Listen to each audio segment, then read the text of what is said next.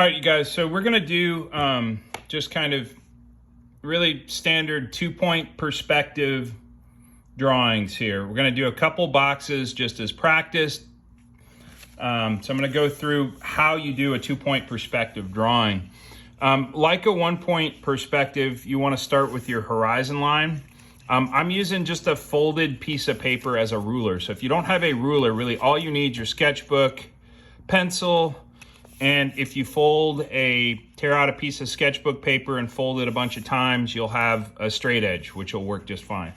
So your horizon line, place it somewhere in the middle of the page. I'm gonna put it a little above center.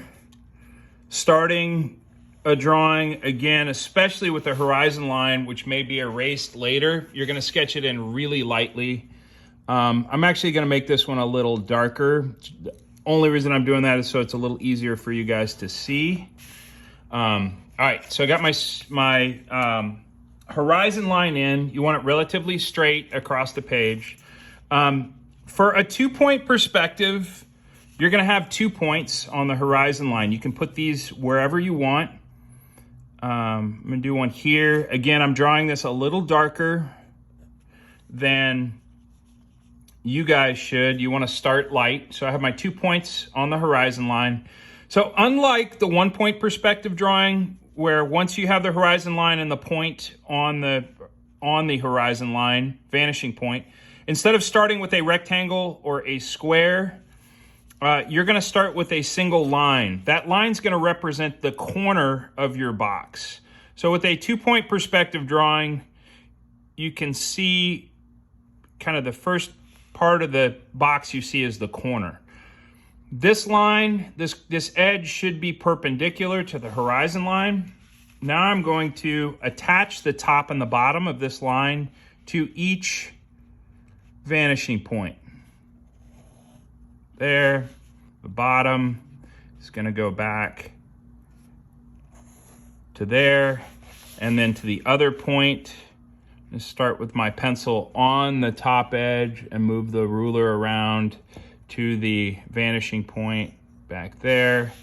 The ruler isn't perfect, but this thing will kind of work. It should do the job, I guess, basically.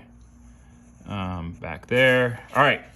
So once you have the corner of the box and you have your guidelines, your converging lines, now you're going to create where the back of the box is. So you can pick if you want it to be a long box or a real narrow, skinny.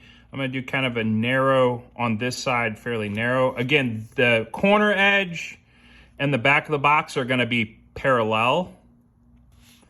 And then I'm going to pick on the other side. And again, I can pick however big I want the box to be. This one, I'm going to take it back a little further.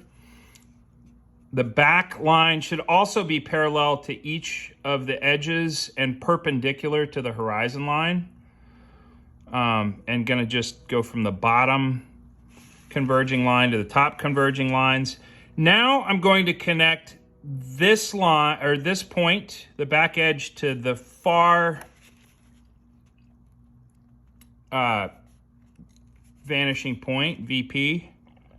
So from here, it's going to go straight back to there. And this edge back to this vanishing point over there. And I ended up on that line back there. It's not quite on the vanishing point. That's okay. It's pretty darn close. All right, so now you kind of have your box, and that's in 2-point perspective. If you want to make it an open box, or where it's like a wire box where you kind of see through the box, you can connect this back corner here across to this side, this vanishing point.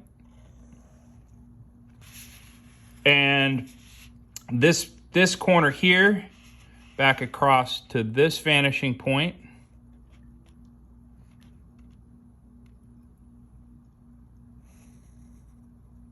Once you have that done, you're going to connect where these two lines, this line that I just drew and the line across, they intersect back here, and you're going to connect the top part to the bottom.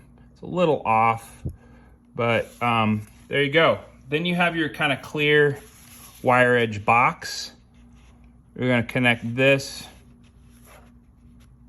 point to the front line. All right. So now what I'm going to do is kind of sketch in and kind of darken the lines of where the actual box are, because they're a lot of these lines are guidelines, so they'll be erased.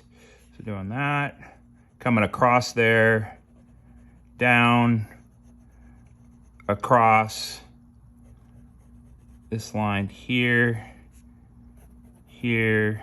And again, I'm just kind of shading it, making it a little less formal. There you go. So you have your wire box that's correctly in 2-point perspective. All right, that's kind of the basics of a box in 2-point perspective.